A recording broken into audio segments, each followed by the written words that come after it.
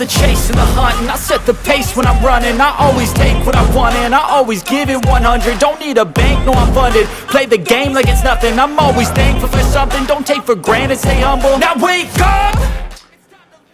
I suppose it's probably about time that I break my silence. It's actually, I would say that it's been pretty refreshing to not have to feel like I've had to post every single thought this week on what transpired. However,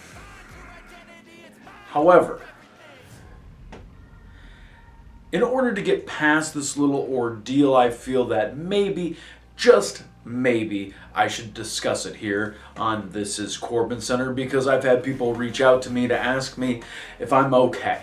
Either physically due to my back or if how I'm holding up after losing the Wrestlepalooza championship. And I think deep down, if I've seen the overall general impression on social media, I've watched an entire fan base seemingly rejoice in my downfall. It's almost as if I took a submarine down to the bottom of the ocean. Many people were waiting for my fortress of my championship reign to collapse and get lost in a sea of adoration for one Devon Monroe. So Devon, let me give you some credit here real fast. Congratulations on becoming the new Wrestlepalooza champion. Sometimes it's just your night. Sometimes you can pull off the victory, and on any given day, you can be champion. Well, that was your day. But I had 364 of them as champion. So let's see if you live up to my legacy. Now here's the other thing. I almost thought about not returning and not thinking about having to address this situation, but here I am, I will. I feel like I need to talk about something where maybe there's a shadow. What are you going to do now, Darin? What are you going to do now at First Wrestling? How are you going to handle this loss? How are you going to bounce back? Every single typical question, as if you're asking in Game 5 of any playoff, of any final, what they would do when they go down 3-2. How are you planning on bouncing back? What are you planning on doing? And just like in any sport, and just like any contest, of course, the eyes are on the prize of victory and championships.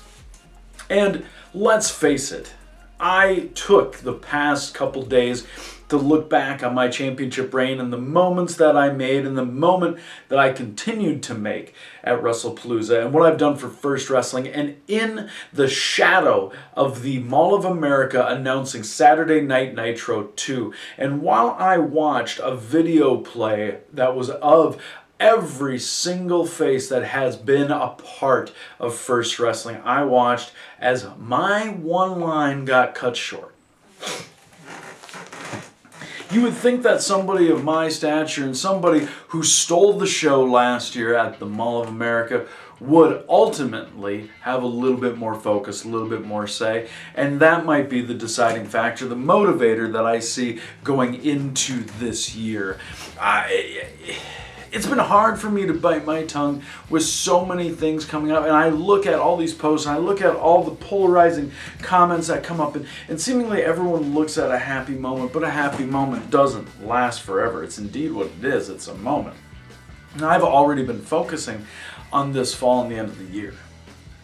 I don't dwell on a loss, just like I don't pride my whole career on one solitary victory. I have a lot to look forward to. As you know, this summer is going to be busy. I'm embarking on a 9-show and 10-day stretch. I'm also, when I get back from that, my summer continues to be busy, where I will ultimately grace the presence of a First Wrestling ring. And for the answer to your question, what is next from here, maybe just be patient and wait and see. I've created all these moments in a championship reign. I'm the only Triple Crown champion of in the history of First Wrestling. So when I say wait and see, what I got left in the tank, that I'm not done creating moments, you best believe, because a lot of people did not believe me when I said that I would be champion. A lot of people didn't believe me when I said I was going to beat who I was going to beat. So there's a lot that I can still do. I don't drop off the card. I don't drop to the back of the line. I just divert. That's exactly what I'm going to do. So I have the Mall of America. I have the Summer of First. I have all these events seemingly that I'm going to be a focal point of. I can't sit there and dwell, just like so many of you pick and prod at a dead carcass of what you think is going to get to me, where so many of you commented back, mocking me of the 364 days, where you're like, congratulations on not quite a year, congratulations, where you went and you around and you found out. Yeah, I saw those comments, I saw every single one, and I took them all in.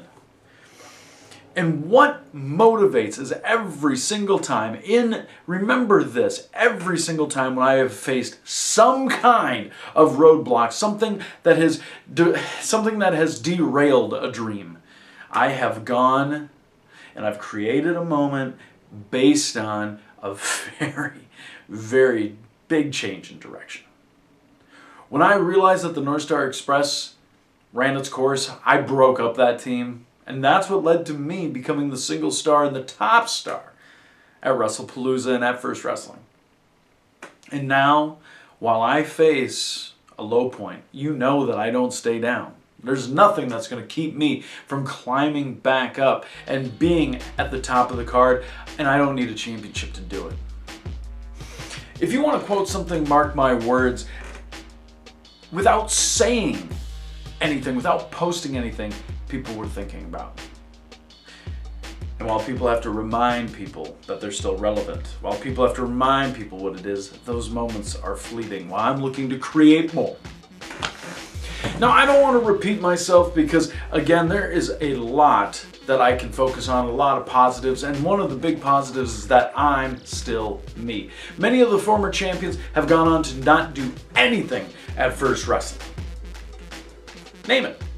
Prove me wrong. Drop it in the comments. Prove me wrong. Well, because you can. I guarantee that by the time that we start focusing, by the fall, by 2024, by 2025, you will have seen that I will have lived up to the statements that I have made here on This is CorbinCenter. And I can't wait to even next week when we get to talk about what's going on. But I don't know. Maybe I like this radio silence thing. Maybe I don't have to keep you informed all the time. Maybe I'll just let you post on social media exactly what you think is going on inside my brain, and I'll let you form your own narrative. Hell, I've seen people do that already on social media. I saw people refer to the Mall of America last year as a failure, despite the fact that we sold it out. Despite the fact that we're doing it again. The Mall of America, one of the biggest establishments in the entire state of Minnesota, and somebody has the audacity to think that their delusional brain is going to call that a failure. Well, I think that's the deal. I look at a lot of people like that who will call people failures, who will say things are failures, and every single time they try and rewrite because it's their personal experience. But you can't argue facts, even if you don't know what a fact is. And the fact of the matter is, I speak when I want, I talk when I want, and I always bounce back. Be lucky that I'm done. That I decided that I'm done being silent. Because the next time that I have something to talk about, you might not get me to shut up again.